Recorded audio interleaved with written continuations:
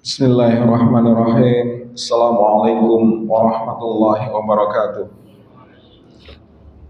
Alhamdulillahilladzi arsala rasulahu bil huda wa dinil haqq liyudhhirahu 'ala dini kullihi wa kafaa billahi syahida. Wa asyhadu an la ilaha illallah wa asyhadu anna Muhammadan 'abduhu wa rasuluh. Allahumma shalli wa sallim wa barik ala nabiyyina Muhammadin wa ala alihi wa ashabihi wa man tabi'ahu ila yaumiddin, amma ba'd. Bapak Ibu para jamaah yang dirahmati oleh Allah, alhamdulillah kita diberi nikmat oleh Allah dengan dipertemukan pada tahun 2025, yang berarti kita diberi usia panjang oleh Allah, dan di satu sisi jatah hidup kita itu telah dikurangi oleh Allah. Nabi SAW bersabda, "A'mara ummati ala sittina wa sab'in wala aqallahum aksaru min dzalik." Umur umatku itu dijatuh oleh Allah antara 60 sampai 70 tahun, dan sedikit sekali yang lebih dari itu, sedikit sekali yang lebih dari 70 tahun. Artinya ketika kita itu menjumpai tahun baru, berarti usia kita itu juga bertambah, dan Allah itu menjatah usia umat Muhammad termasuk kita semua itu rata-rata antara 60 sampai 70 tahun. Maka kita perlu untuk melakukan muhasabah dengan melihat diri kita masing-masing, berapa usia kita. Kalau seandainya kita itu diberi usia 50 saat ini, maka berarti jatah kita masih 10 tahun lagi. Dan kita tidak lain diberi kesempatan oleh Allah itu agar kita menggunakan waktu sebaik-baiknya dalam rangka menjalankan kewajiban kita terhadap Allah, yakni untuk melaksanakan ibadah. Sebagaimana firman Allah, "Wa ma khalaqtul jinna wal insa illa liya'budun." Dan tidaklah aku ciptakan jin dan manusia itu kecuali untuk melaksanakan ibadah. Di antara bekal untuk melaksanakan ibadah itu adalah dengan melakukan thalabul ilmi, agar ibadah kita kepada Allah itu sesuai dengan apa yang dicontohkan oleh Nabi Sallallahu Alaihi Wasallam. Baik Bapak Ibu jamaah rahimakumullah, sore ini kita akan melanjutkan kajian kita tentang fikih faraid atau tentang fikih waris. Sore ini kita akan mengambil tema mengenai wasiat wajibah.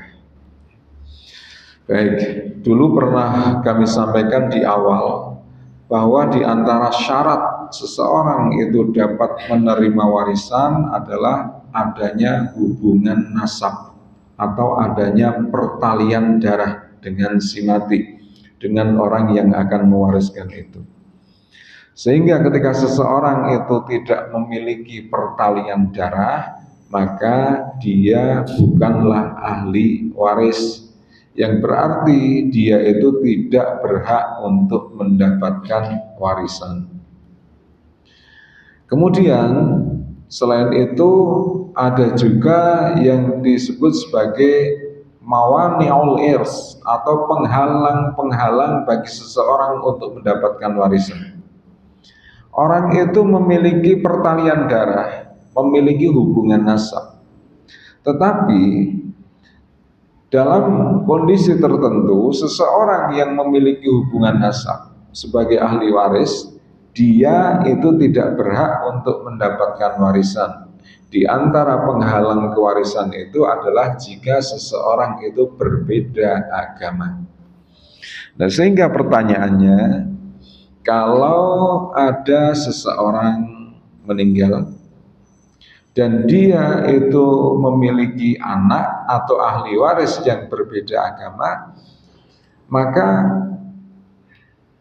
apakah si ahli waris yang berbeda agama itu sama sekali tidak mendapatkan harta peninggalan si mati? Ini pertanyaan pertama. Pertanyaan kedua, bagaimana seandainya seseorang itu mati dan dia itu memiliki anak angkat atau memiliki ayah angkat, orang tua angkat? Apakah orang tua angkat ini juga tidak berhak untuk mendapatkan bagian dari peninggalan si mati? Nah, masalah ini akan kita bahas dalam topik wasiat wajibah. Nah, Bapak Ibu,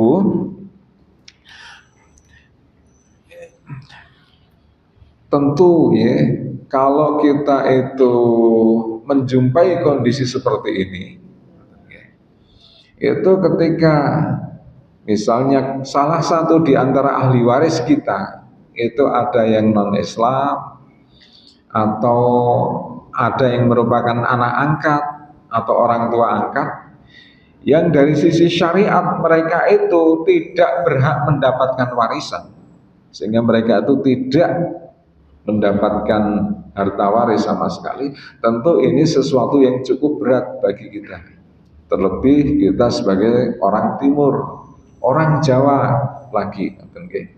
Maka kita tidak akan tega ketika ada di antara keluarga kita, ahli waris kita itu yang tidak mendapatkan warisan.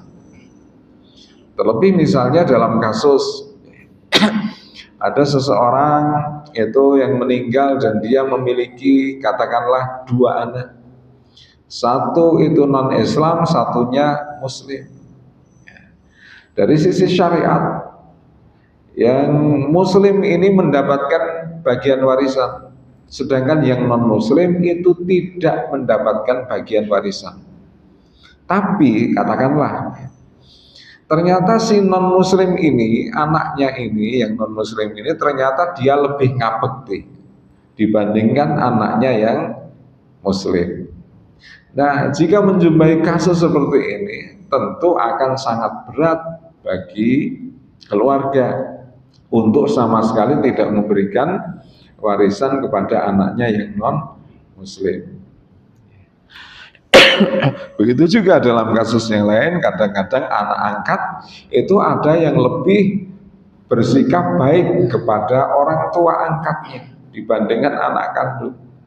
Nah, dalam kondisi seperti ini, apakah tega seandainya anak angkat itu tidak mendapatkan bagian warisan? Maka di sini perlu kita memahami apa yang disebut sebagai wasiat wajibah itu. Nah, para ulama itu berijtihad. Jadi yang namanya wasiat wajibah ini sebelum saya jelaskan apa yang disebut wasiat wajibah itu. Nah, ini kenapa muncul wasiat wajibah itu? Jadi namanya wasiat wajibah itu baru muncul belakangan. Di masa klasik, di masa ulama salaf itu belum ada yang namanya wasiat wajibah. Wasiat wajibah itu dipelopori oleh para ulama dari Mesir. Mereka merumuskan satu ijtihad hukum yang kemudian disebut dengan wasiat wajibah, yang rumusan wasiat wajibah ini memberikan peluang bagi anak angkat, orang tua angkat, dan juga ahli waris non-Muslim untuk bisa mendapatkan bagian harta peninggalan si mati. Lantas apa itu yang dimaksud dengan wasiat wajibah? Dijelaskan ini menurut fatwa Majelis Ulama Mesir atau Darul Ifta Mesir. Yang dimaksud wasiat wajibah yaitu hiya juz'un yukhraju min malit tirkati lil mustahiqina ala sabilil wasiyati bi ijabil qanun, adalah bagian waris yang diambil dari harta warisan kepada para penerimanya melalui jalan pemberian wasiat berdasarkan kewajiban perundangan. Sawaun wafaqal warasatu au rafadhu dzalik, baik penerimanya itu menyetujui atau menolaknya. Ini adalah pengertian wasiat wajibah. Jadi penjelasannya, yang namanya wasiat wajibah itu, pelaksanaan wasiat itu tidak tergantung kepada kehendak si pemberi wasiat. Maksudnya gimana? Ini penjelasan berikutnya adalah adanya kata wajibah yang berarti wajib itu meniscayakan bahwa sekalipun si mati tidak berwasiat, maka ia tetap dianggap telah berwasiat dalam hal ini. Dianggap telah berwasiat menurut hukum. Jadi misalnya begini,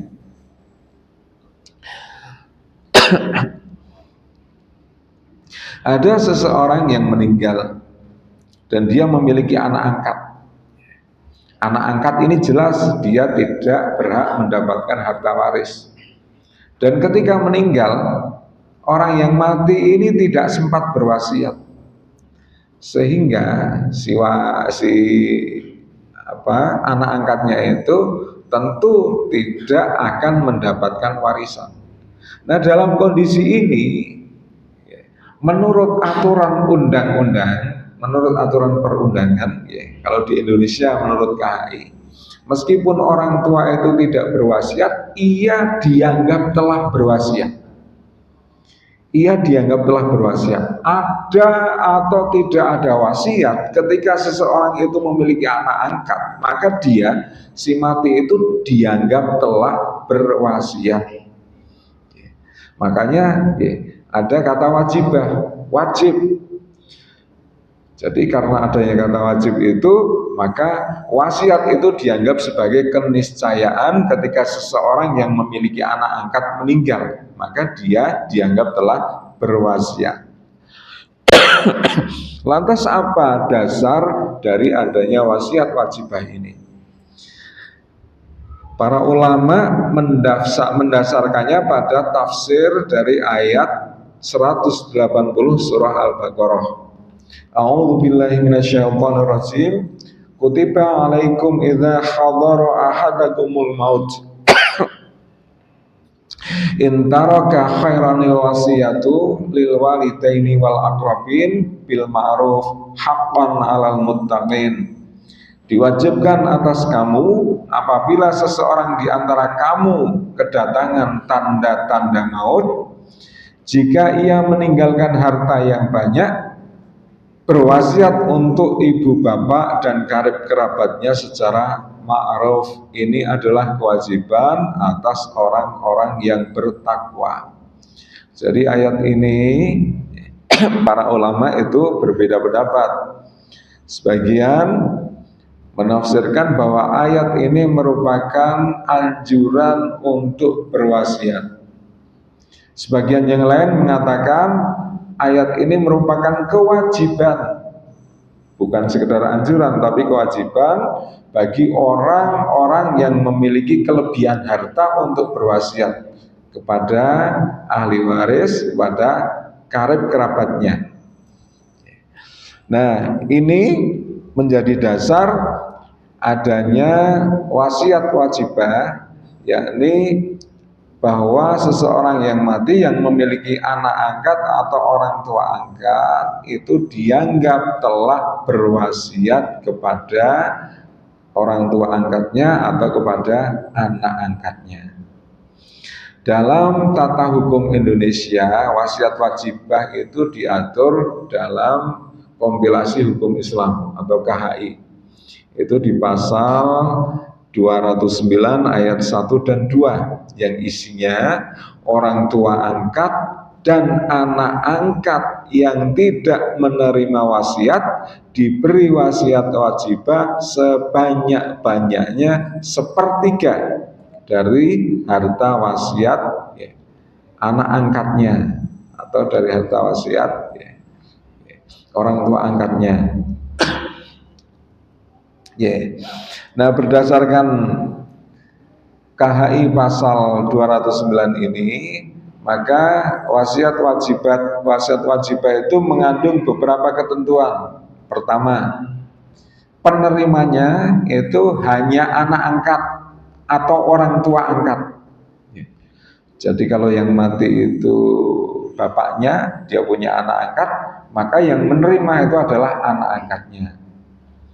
Kalau yang mati itu anak angkatnya, maka orang tua angkatnya itu juga berhak untuk menerima. Dan tidak boleh diberikan kepada ahli waris yang telah menerima bagian tertentu.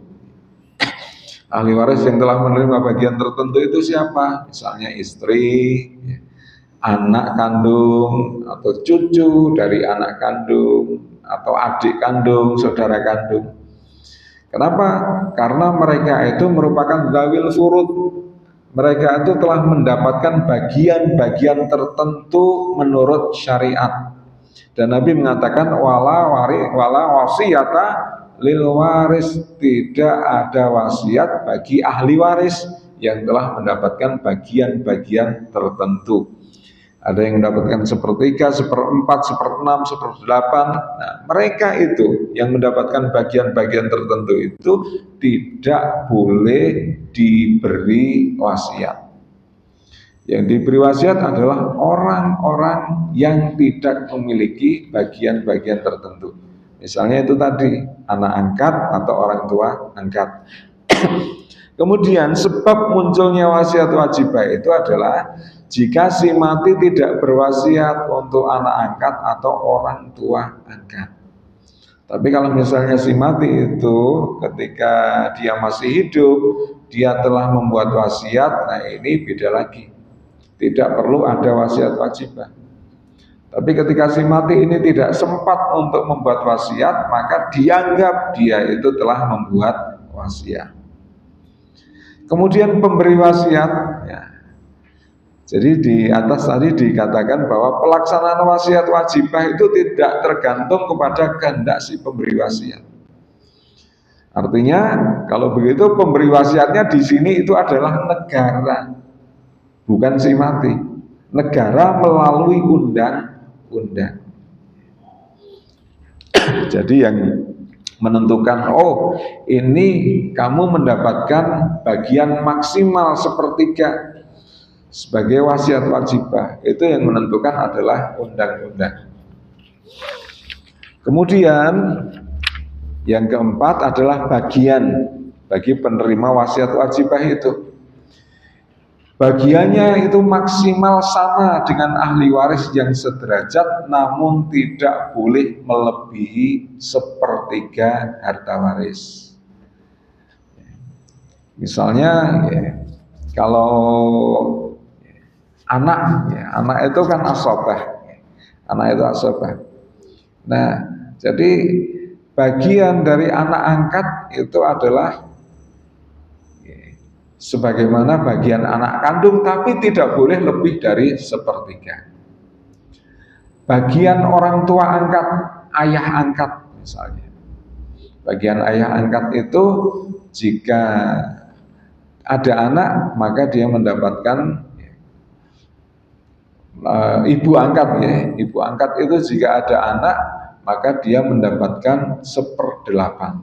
Nah, ini bagian ibu angkat adalah 1/8 itu. Tidak boleh lebih dari 1/3.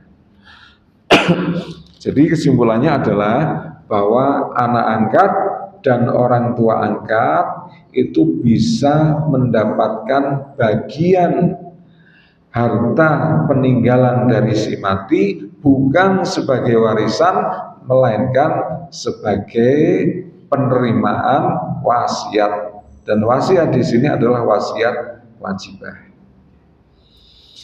Kemudian bagaimana dengan ahli waris yang beda agama? Jelas dia adalah anak misalnya. Karena anak maka jelas dia mendapatkan bagian waris. Kalau anak laki-laki asabah. Atau misalnya kalau yang menjadi ahli waris itu adalah ibunya, maka ibunya itu mendapatkan 1/4 atau 1/8. Tapi kalau dia itu non-Islam, maka ini menjadi mawani ul irs, menjadi penghalang seseorang untuk menerima wasiat. Jadi dia tidak berhak mendapatkan tidak mendapatkan warisan. Lantas di sini, apakah dia itu berarti tidak mendapatkan warisan sama sekali? Nah, disinilah peran wasiat wajibah. Jadi terkait dengan ketidakbolehan orang non-Islam untuk menerima warisan itu disabdakan oleh Nabi jelas, la yarisul muslimul kafira wa la yarisul kafirul muslim. Orang muslim tidak bisa mewarisi harta orang kafir, dan orang kafir tidak bisa mewarisi harta orang muslim. Kalau yang meninggal itu kafir, non-Islam, maka ahli warisnya yang muslim itu tidak bisa mewarisi. Sebaliknya ketika yang meninggal itu muslim, maka ahli warisnya yang non-muslim itu juga tidak bisa mewarisi. Berdasarkan hadis ini, kemudian para ulama itu sepakat. Dikatakan, ajma'al muslimuna ala annal kafira la yarisul muslimah. Para ulama telah sepakat, berijma, bahwa orang kafir tidak bisa mewarisi harta orang muslim. Wa ammal muslimu fala yarisul kafir. Begitu juga ya, orang yang muslim itu tidak mewarisi harta orang kafir. Aidan juga inda jamahiril ulama, menurut pendapat mayoritas ulama, minas sahabati wat tabi'in wa man ba'dahum, dari kalangan sahabat, tabi'in, dan generasi setelahnya. Nah, jadi orang kafir tak bisa mewarisi harta orang muslim. Itu para ulama itu sepakat tanpa perkecualian. Kalau ada anak non-Islam, maka anak yang non-Muslim itu tidak bisa mewarisi harta bapaknya yang Muslim atau harta si mati yang Muslim. Namun dalam hal orang Muslim tidak bisa mewarisi harta orang kafir, maka di sini ada ikhtilaf. Kalau misalnya yang meninggal itu non-Muslim, kafir, dan anak-anaknya itu Muslim, itu menurut hadis ini anak-anak yang muslim itu tidak bisa mewarisi. Tapi di sini sebagian ulama mengatakan anak-anak yang muslim itu bisa mewarisi harta dari orang tuanya yang kafir. Atau orang tua yang muslim itu bisa mewarisi dari harta anaknya yang kafir. Nah, ini adalah pendapat minoritas. Yang berpendapat seperti ini, misalnya Mu'adz bin Jabal, Muawiyah bin Abi Sufyan, ini dari kalangan sahabat. Kemudian dari kalangan ulama tabi'in, yaitu Sa'id bin Musayyab dan lainnya. Dasarnya adalah hadis, al-Islamu ya'lu wa la yu'la alaih. Islam itu tinggi dan tidak ada yang mengalahkan ketinggiannya. Jadi seorang muslim itu lebih tinggi dari orang kafir. Sehingga ketika orang kafir itu mati, maka hartanya itu bisa diwarisi oleh ahli warisnya yang muslim. Karena ahli warisnya yang muslim itu derajatnya lebih tinggi dari pewarisnya yang kafir. Namun pendapat ini dianggap pendapat yang lemah dan tidak bisa dijadikan sebagai hujjah atau tidak bisa dijadikan sebagai landasan untuk melakukan suatu amaliyah. Imam Nawawi mengatakan, wala hujjata fi hadisil islamu ya'lu wa la yu'la alaih. Hadis Islam, al-Islam ya'lu wa la yu'la alaih tidak bisa menjadi dasar tentang kebolehan muslim mewarisi harta non-muslim. Artinya, karena tidak bisa menjadi dasar, maka seorang muslim juga tetap tidak bisa mewarisi harta non-muslim. Lantas apa maksud hadis itu?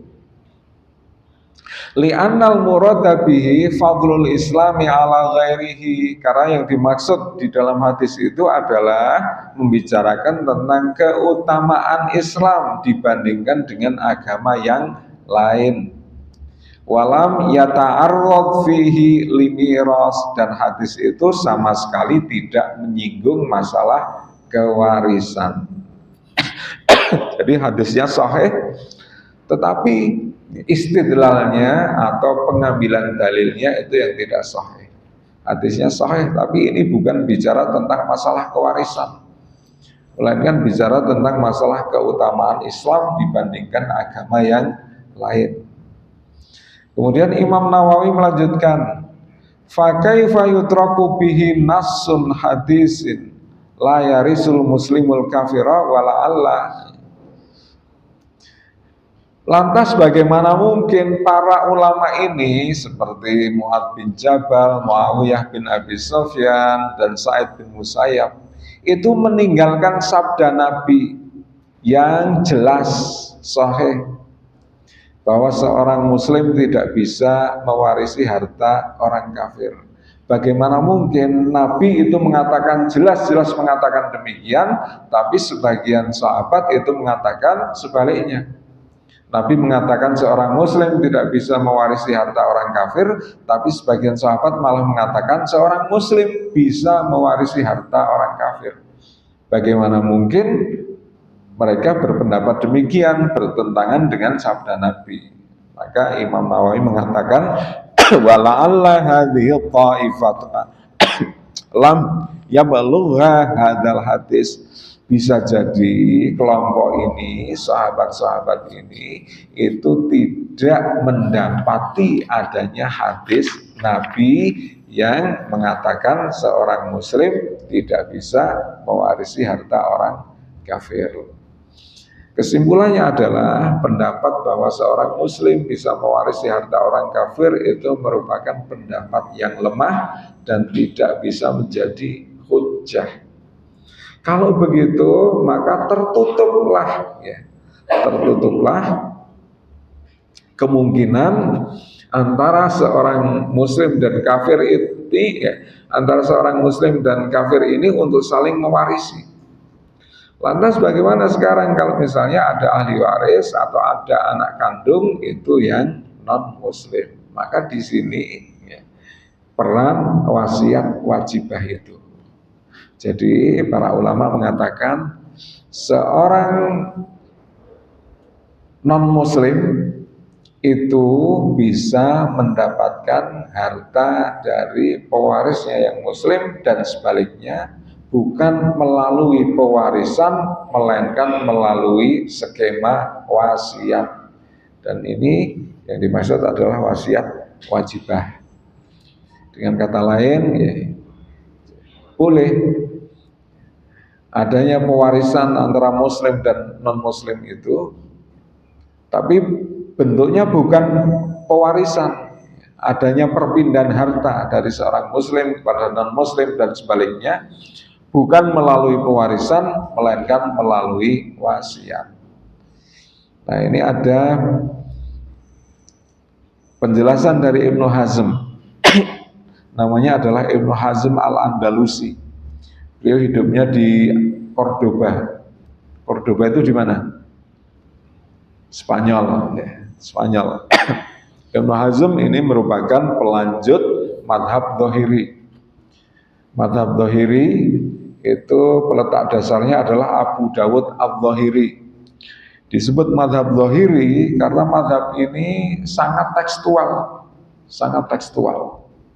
Ibnu Hazm itu merupakan pelanjut dari madhab ini. Ibnu Hazm beliau menafsirkan surah Al-Baqarah 180 di atas. Di antara tafsirnya adalah bahwa wasiat kepada ibu, bapak, dan karib kerabat yang tidak mewarisi hukumnya fardu. Karena ayat itu mengatakan haqqan alal muttaqin, kewajiban bagi orang-orang yang bertakwa. Sehingga Ibnu Hazm mengatakan itu hukumnya fardu wajib. Baik karena perbedaan agama. Jadi Ibnu Hazm itu mengatakan bolehnya perpindahan harta dari seseorang orang muslim kepada orang kafir itu melalui wasiat, baik karena perbedaan agama, perbudakan, atau karena mahjub atau karena terhalang. Begitu juga misalnya Syekh Yusuf Al-Qaradawi, ini mufti Qatar. Orang-orang non-Islam yang hidup berdampingan dengan damai tidak dapat dikategorikan sebagai kafir harbi, karena mereka itu kafir karena apa? Kafir harbi itu kafir yang terlibat dalam permusuhan dengan kaum muslimin. Karena bukan kafir harbi, maka berarti itu namanya kafir dhimmi. Kafir dhimmi itu adalah kafir yang hidup damai berdampingan dengan kaum muslimin. Kafir dhimmi ini boleh bermuamalah dengan muslim. Termasuk di antara bentuk muamalah itu adalah adanya saling mewasiati dalam urusan harta antara seorang muslim dengan kafir dhimmi. Ahli waris non muslim dapat menerima warisan melalui wasiat wajibah. Kenapa demikian? Karena hal ini lebih memberikan rasa keadilan, manfaat, dan menghindari perpecahan. Ini ulama dari kalangan Ikhwanul Muslimin. Sekarang bagaimana dengan ulama dari kalangan Salafi? Misalnya pendapat Syekh Muhammad Saleh Al-Munajjid. Ini salah satu ulama Saudi Arabia. Dia mengatakan, yattafiqul fuqaha'ul muslimun minal Hanafiyah wal Hanabilah wa aksarus Syafi'iyah. Para fuqaha, para ulama kaum muslimin dari kalangan mazhab Hanafi, mazhab Hambali, serta dari kebanyakan mazhab Syafi'i, ala sihatil wasiyati, bersepakat tentang bolehnya berwasiat idza sadarat min muslim li dhimmiyin au min dhimmiyin li muslimin. Sepakat tentang sahnya wasiat dari seorang muslim kepada kafir dhimmi, atau sebaliknya dari kafir dhimmi kepada seorang muslim, itu sah, itu boleh. Bisyurutil wasiyati syar'iyati, dengan syarat wasiat itu sesuai dengan syariat. Wahtajju lidzalika biqaulihi ta'ala, dan mereka yang membolehkan itu mendasarkannya pada firman Allah, la yanhakumullahu 'anil ladzina lam yuqatilukum fid dini wa lam yukhrijukum min diyarikum an tabarruhum wa tuqsitu ilaihim innallaha yuhibbul muqsitin. Allah tidak melarang kamu untuk berbuat baik dan berbuat adil kepada orang-orang yang tidak memerangi kamu atau kepada kafir dhimmi dalam urusan agama, dan tidak mengusir kamu dari negeri-negeri kamu. Sesungguhnya Allah mencintai orang-orang yang berbuat adil. Sesungguhnya Allah mencintai orang-orang yang berbuat adil. Ini merupakan menunjukkan bahwa ketika seseorang itu berwasiat kepada saudaranya yang kafir dhimmi dalam masalah harta, ini merupakan bagian dari aspek keadilan. Surah Al-Mumtahanah ayat 8. Wali annal kufra la yunafi ahliyati tamliku kama wa kama yasihu bai'al kafiri bai'al kafiru wa hibbatuhu fakadzalika tasihhu wasiyatahu. Karena kekufuran itu tidak menghapuskan hak milik. Jadi orang kafir itu tetap memiliki hak milik. Kekafirannya itu tidak menghapuskan hak milik. Sebagaimana sahnya seorang kafir berjual beli dan memberi hibah, demikian pula wasiatnya. Artinya berwasiat kepada orang kafir, seorang muslim berwasiat kepada orang kafir, atau sebaliknya orang kafir berwasiat kepada orang muslim, itu diperbolehkan. Jadi kesimpulannya, seorang anak angkat, ayah angkat Dan ahli waris non muslim itu bisa mendapatkan harta peninggalan dari si mati, bukan sebagai warisan, melainkan sebagai wasiat. Jelas ya? Nah, ini diterapkan di beberapa negeri Islam. Antara lain yang pertama adalah Mesir, kemudian ada Yordania, kemudian ada Pakistan, kemudian ada Kuwait, Qatar, kemudian dekat di Asia Tenggara itu ada Malaysia dan di Indonesia. Kalau kita menikah ya Bapak Ibu para jamaah rahimakumullah. Ini merupakan bentuk menapa menika wau hukum waris yang merupakan ijtihad para ulama. Saya kira sampai di sini dulu. Wonten mboten pamulutan presah kekaitan kalian masalah waris monggo.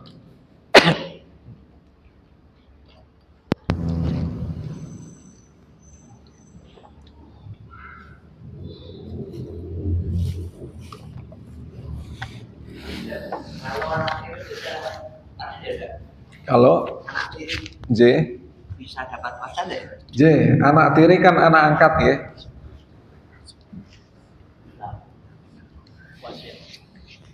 Anak tiri itu kan anak angkat, jadi dia itu tidak mendapatkan warisan, tapi dia bisa mendapatkan harta peninggalan itu.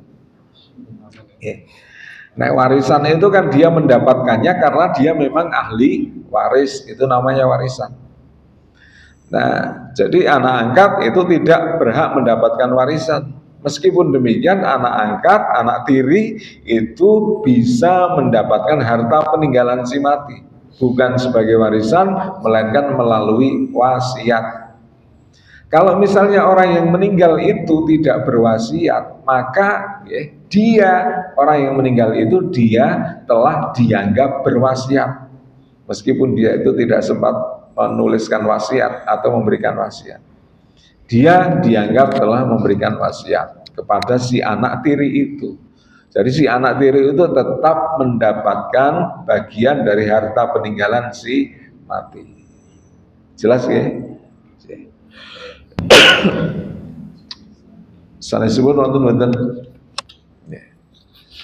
wonten berarti warisan panjenengan boten masalah ya. Gari pakai J mulai boten wonten ya, insyaallah yang akan datang kita membahas mengenai satu masalah yang juga ini kadang menimbulkan kebingungan di tengah kaum muslimin, yakni mengenai ahli waris pengganti. Kenapa menikah ahli waris pengganti? Misalnya ada seseorang memiliki 3 anak A, B, C. Si A itu meninggal duluan sebelum bapaknya meninggal.